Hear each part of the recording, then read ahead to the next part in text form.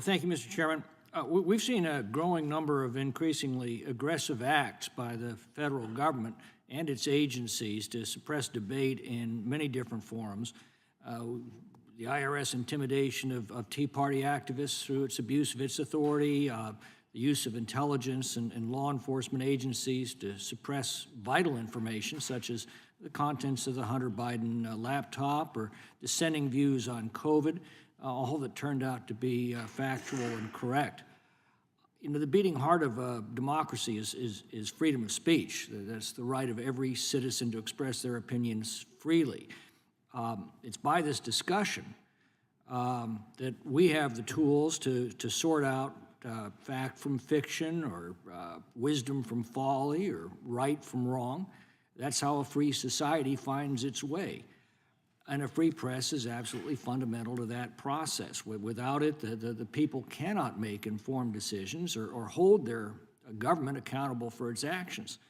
And human nature being what it is, we all know that the most closely guarded secrets of the government are not those that are marked top secret, it's those that are marked embarrassing.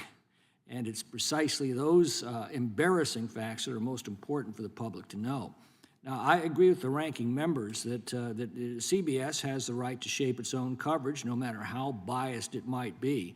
But when the government pressures any news outlet, or for that matter, any private party, to suppress or shape its coverage, that crosses a very bright and dangerous line. So, Ms. Herridge, do you know if CBS's actions were influenced by the government in any way? Use your mic. Pardon me. Congressman, I'm not someone who's known to offer speculation, so I can't really answer that question directly. Okay, fair enough.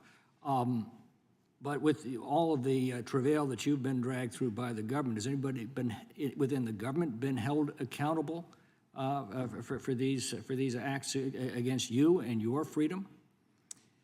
Congressman, based on my experience, I feel that we're in a very dangerous place as journalists.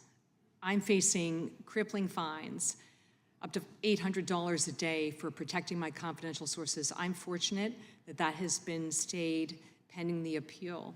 Who's responsible for that, though? I mean, who are the actors within the government that are waging war against the freedom of individual journalists like yourself to report the facts that the American people need to form their own opinions? If you're referring to my particular case, I want to be respectful of the ongoing litigation.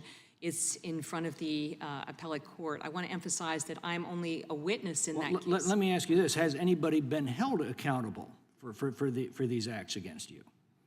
No. Okay, Ms. Attkisson, what's your experience? Well, I think it's interesting to hear people say, and I agree with this, that the government should not be intervening in news coverage, but in my experience at CBS, that happens every day. Members of committees, heads of committees, members of Congress, and the White House call the Bureau in Washington, D.C., contacts that they have, editors and managers up in New York to try to shape our coverage. Well, that I don't find particularly objectionable as long as there is no force or threat of force behind that.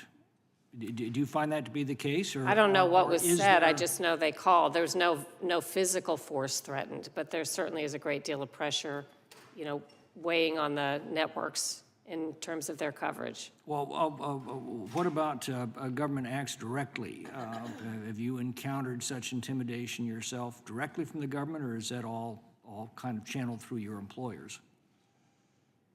Well, I felt a great deal of pressure channeled through my employers. You know, I was told that certain stories weren't going to air because we were getting phone calls, and even though there was nothing wrong with the stories, let's just let it rest for a day, let's pick it up another time. They're really mad this time, and there was no objection over the content of the story or the facts. It was they just, as I was told, they just didn't like it, or it was a story that they felt was unfavorable at times. Well, I mean, if they were offering additional facts that might have been ignored, if they were offering different opinions, that's freedom of speech. But if behind those suggestions was the threat of force, that's a completely different matter. Do you agree? Yeah, my position was when political officials call into the newsroom, There should be a policy where we tell them if they object to something or have a factual issue, that they should put it in writing and send it in. But there are these extensive conversations that go on behind the scenes. I only know about a few of them, a relative few of them. I'm sure they happen in other scenarios as well.